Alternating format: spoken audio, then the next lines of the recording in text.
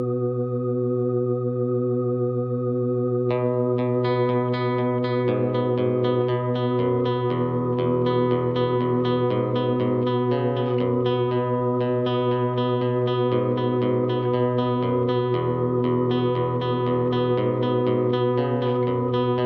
grew up in a seaside town. Okay, so it's the 2nd of October today. So I've got 13 days left in Canada to try and get as much ideas as I can for this story. Lakewood is gradually evolving. It's becoming a bigger beast than it was when I first came here. It's become so much more than I thought it would as well. It's become quite scary to see all these ideas pouring out of my head. It's just like I've cracked it open. It's just spewing out onto these bits of paper everywhere. I become a little bit possessed at times, like I mentioned at the end of episode 5, when I first got the inspiration for this spiral. I just grabbed paper, threw it all on the floor, made this huge version of it, and just wrote. Just observed what I was doing. My hand was just pouring stuff out of my brain, straight onto the paper. And just sort of that kind of thing. When you start getting everything coming together, it's really enlightening to what you can do. It's a wonderful feeling when your idea as well is evolving and becoming something so scary. Not necessarily in a horror way, just a psychological way. I think I'm going to be here now for 2 weeks to get all of this work done.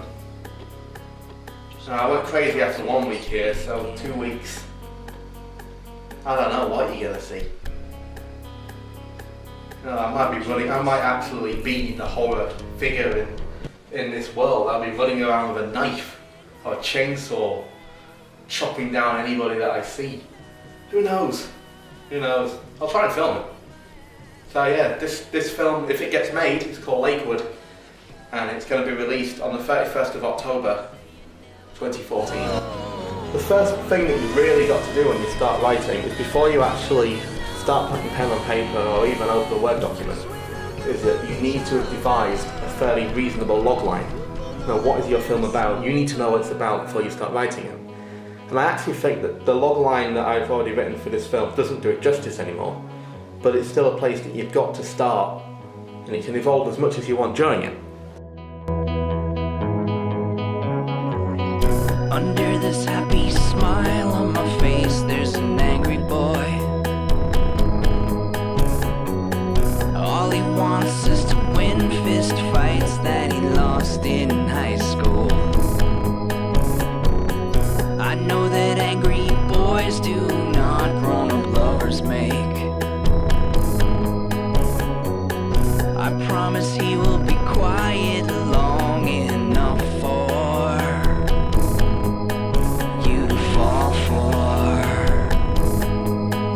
Baby, run away.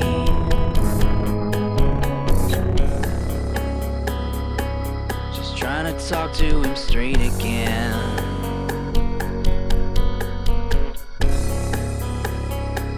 He'll never listen to me. Okay, so I thought I'd give you just a brief sort of explanation about what I'm actually doing with this storyboard. Split into 4 different sections. Act 1, Act 2, and then you've got the midpoint, splits into the second part of Act 2, then Act 3, go right to the end. Here you've got like the all is lost right towards the end of Act 2. It's just like a good way of splitting it all into different sections. Like Act 1 is page 1 to 25. Act 2, part 1 is 22 to 55. Then you've got 55 to 85 in the second half of Act 2. And page 85 to 110 in Act 3. So just a rough guideline. Then you're really supposed to have like 40 cards on this board. Like a minimum of 40 cards. As close to 40 as you can actually get as well. Right now I've got probably 30 on the board and then more around it. Got a lot more over there as well that I need to put up on the board, which is all still very basic. In all of these little post-it notes are telling me different things that I need to add to each card and different things. So eventually all of these post-it notes will be actually condensed down onto the cards themselves. Then each card, like here I've started it where you've got the, what it is, so it's an external shop on the street and it's morning. So eventually every single card will have that rather than just with notes. The colours are telling me what characters are in on each card. We've got Jack, which is green, Emily, which is yellow, Frank is blue, and Buddy is red.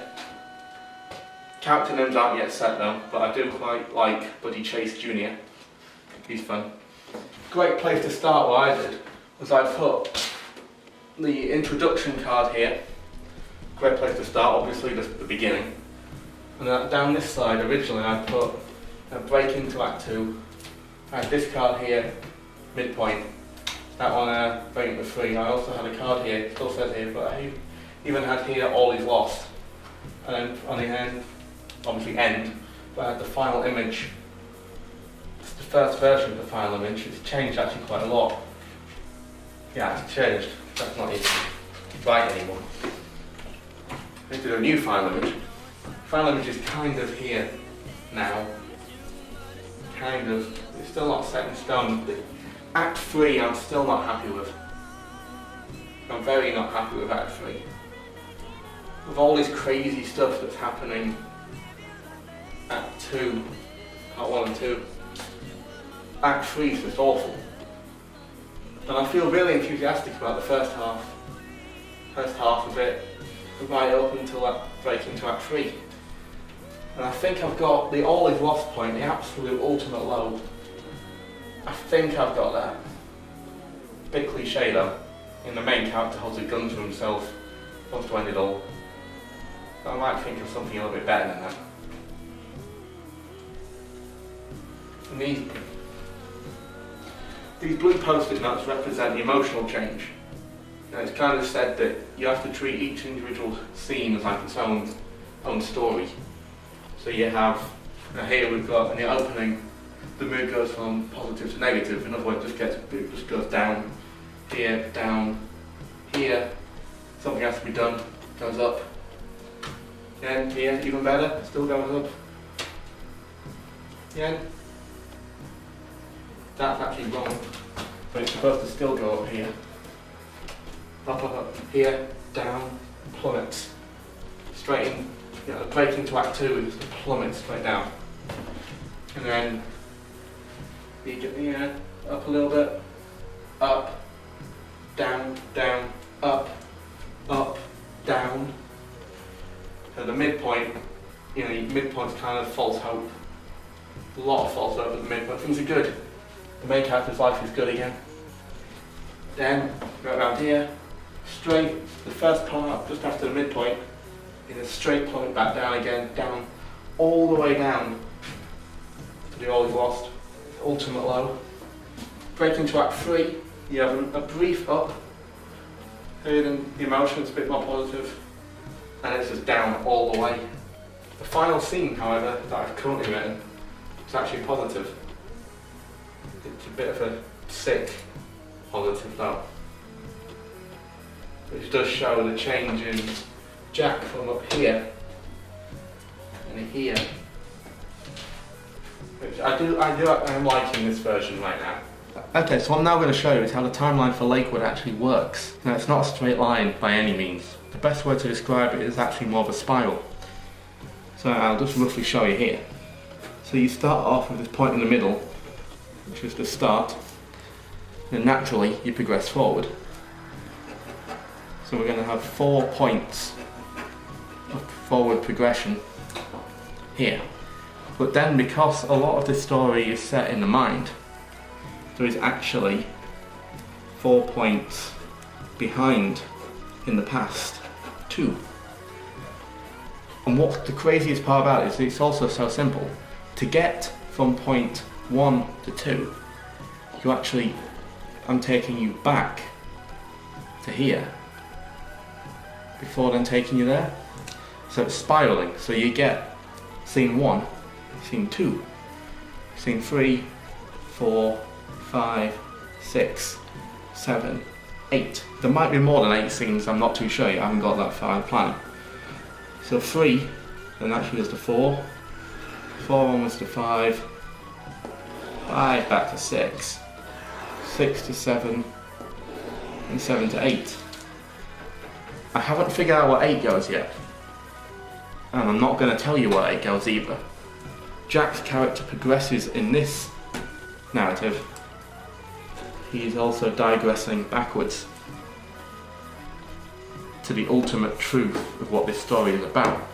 And just because I always wanted to say this, here is a much better one that I made earlier, which sort of explains it a lot better, just the same way, but the way I'm now thinking about it is that all the stuff in the future, in the actual linear storyline, is the psychological thriller. And all the stuff in the past, that is the horror and slasher theme. Actually, the next stage of what needs to be the next is I need to condense every single one of these cards with all of their notes down into more than one card. And then I actually need to start thinking what each card is going to say a little bit better, rather than it just being all notes as it gets down here. I need to sort of just start getting some order towards it so I can actually see a lot easier what happens in each card, what characters are there, and just make it less messy so I can then start editing it better and trying to come up with the whole last part of the story that doesn't exist yet, really.